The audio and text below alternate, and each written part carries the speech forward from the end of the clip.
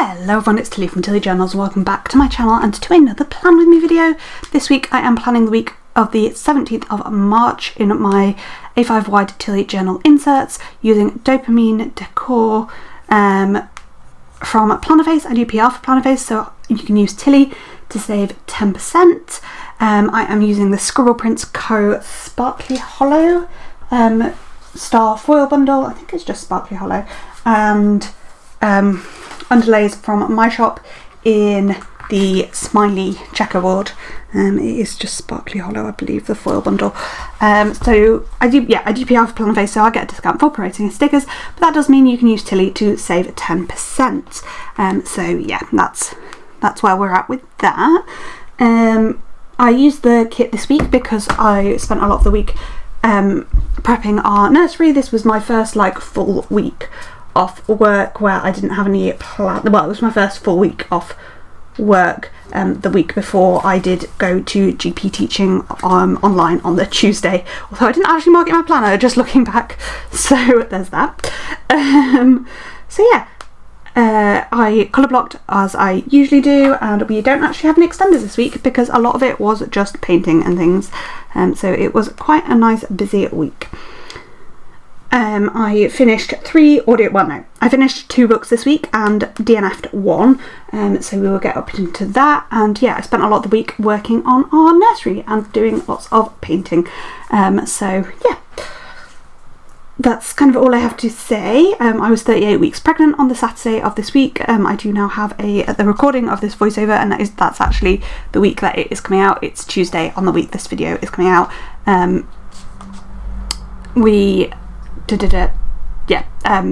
We now have a 6-week-old, so this is quite a long time ago. This is 8 weeks ago, so sorry if I don't remember things, etc, etc.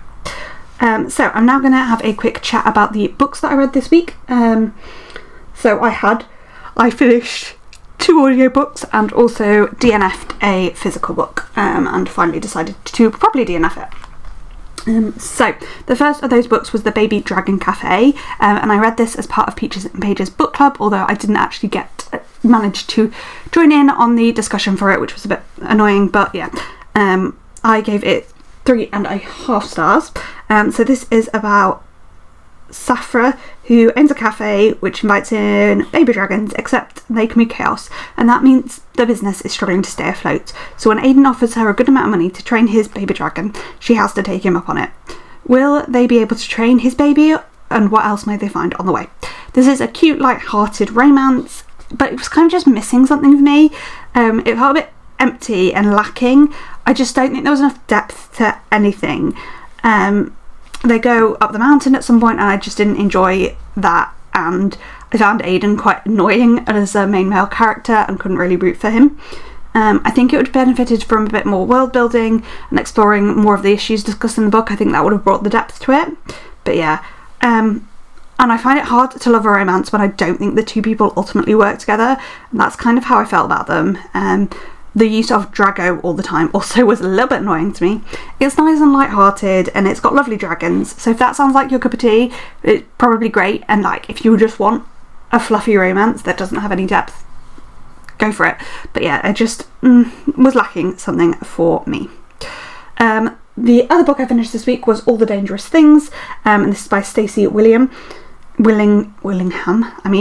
So this is set 1 year after her son's disappearance from his bed. Isabel teams up with a podcast host, Raylan, to try and find the truth of what happened. Will they find more than they bargained for, and are they really on the same team? This is properly twisty-turny thriller. It'll keep you guessing to the end. I definitely suspected multiple people. I listened to this on audio, and it was actually on CD audio, which was really weird. I borrowed it from my library. It was on my TBR, and then my library had it on audio, so I got it. I suspected multiple people at various points, and I love it in this sort of book when I'm not sure, but when the truth was revealed it made perfect sense. I'm really sorry about the yawns. As I say, I have a 6-week-old baby, so sleep happens when it happens. The pace of this was actually a little bit slower than most thrillers, but it kind of works well. It makes you aware that Mason has been missing for a full year, because a year is a long time to be missing. the character development was good and the multiple timelines worked. I really would recommend it. I gave it 4.5 stars. I actually really enjoyed it. So yeah, highly recommend that. And then the book that I didn't finish was Light from Uncommon Stars by Rika Aoli. A-O-K-I. I don't know how to say that word. So this is... So I finished this at... I DNF'd at 60%, which is a long way through a book to DNF, but it was properly putting me in a reading slump. So there's that. So this is about Shizuki, who made a deal with the devil to escape damnation. She has to entice 7 violin prodigies to trade their souls for success.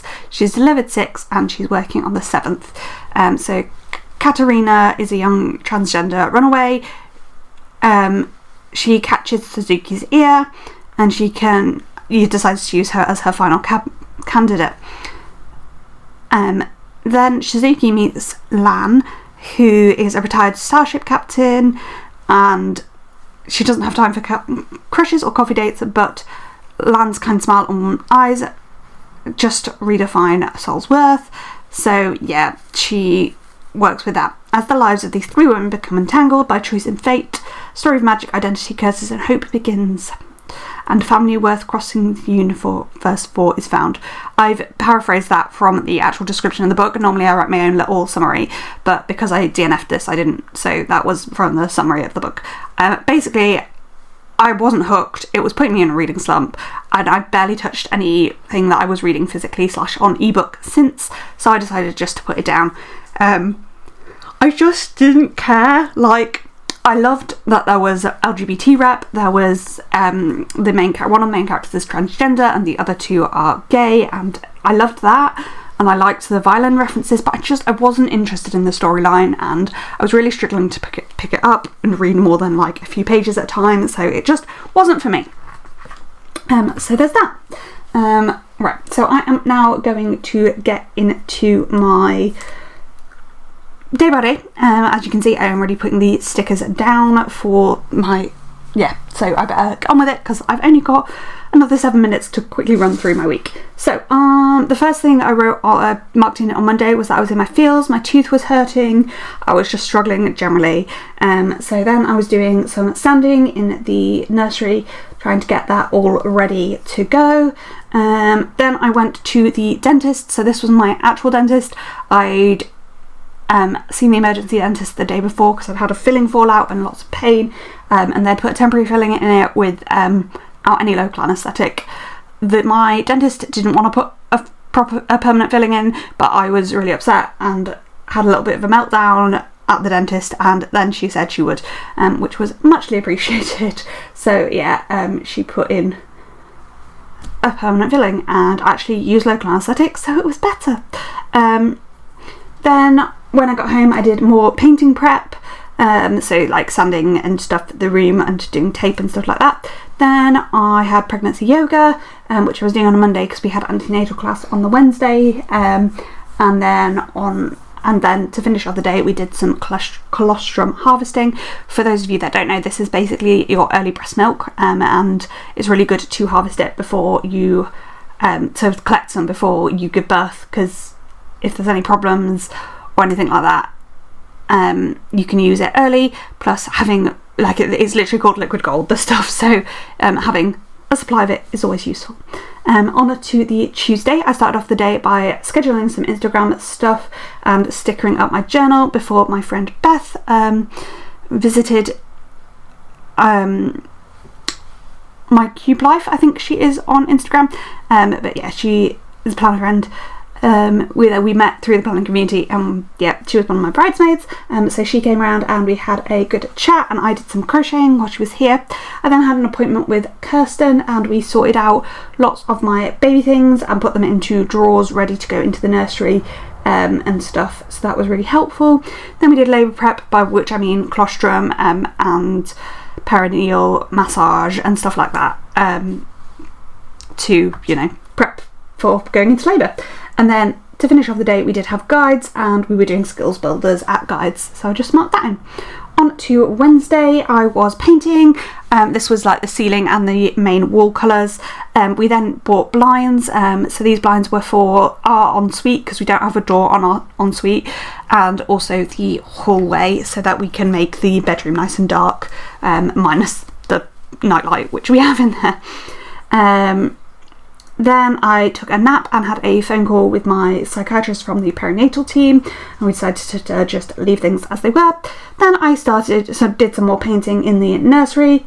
In the evening we had antenatal class, which was about breastfeeding mostly. It was meant to be about feeding, but it was very breast is best heavy, which I don't always love, because fed is best at the end of the day. And then when we got home we did some tidying, ready for our cleaners to come the next day. On to the Thursday.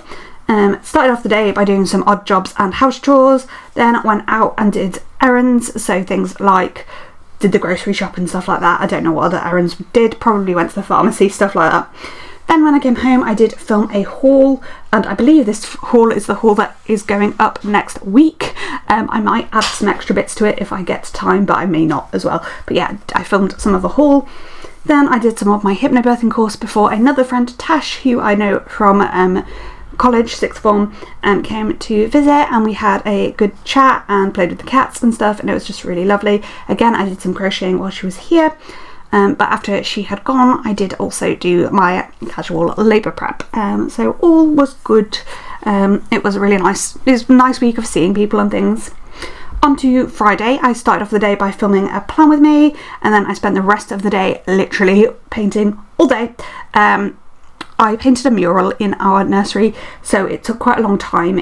Some bits of it needed quite a few layers, and it just like that sort of precision painting does take a lot longer. During this painting session I did manage to spill water on the laptop, which was not ideal, and I was properly stressing about my husband was at work, so yeah, I was trying to deal with it myself. Oh, it was a lot. Then I cooked dinner. Again, husband was at work, so I cooked.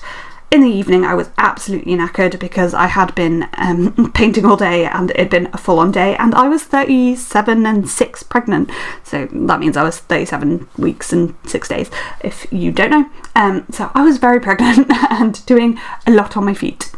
So I was absolutely knackered, and then I did some crocheting to finish off the day. On to Saturday, I did my morning routine and then had a nap.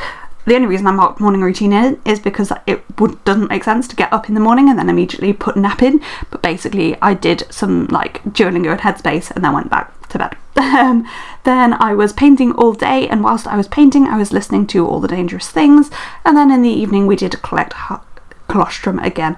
As I say, a lot of this week was painting and labour prep.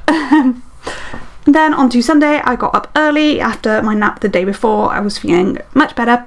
My mum came round and helped with the painting, and we literally painted all day. I believe we started painting the shelves for the nursery as well on this day, which was good, and the doors and stuff like that. Then I did some reading. I had given up on The Light from Uncommon Stars at this point and started my next book, which was Good Mums Have Scary Thoughts Too, or something, which we'll talk about next week. Then we got an Indian takeaway. I believe my dad was away, so this was me, my husband and my mum. I think my dad was probably with my sister. So we got an Indian takeaway. I was absolutely knackered, as I say, heavily pregnant and doing lots and lots, and finished the day by doing some colostrum harvesting and also crocheting. So I just used a little crochet sticker for that, but yeah, I was mostly collecting colostrum. In fact, I don't think I actually crocheted, but I couldn't get the crochet sticker up, I think. Oh no, I did do both. I can't remember. Anyway, yeah, so that was how I finished off the day, and that ended in perfect timing with the spread, so that's good.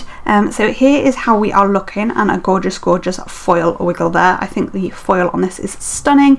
Here is what's left in the kit. I did use the extra purple colour. I absolutely love the purple pulled into this. Purple is one of my favourite colours, so I did do it on 2 days. Then here's what's left in the foil and stuff. And yeah, that's kind of it for this video. Comment, like down below, all that kind of jazz. Leave me some sort of DIY emoji in the comments if you got to this point in the video. Thank you for watching, and I'll see you in the next one. Thanks for watching. Bye!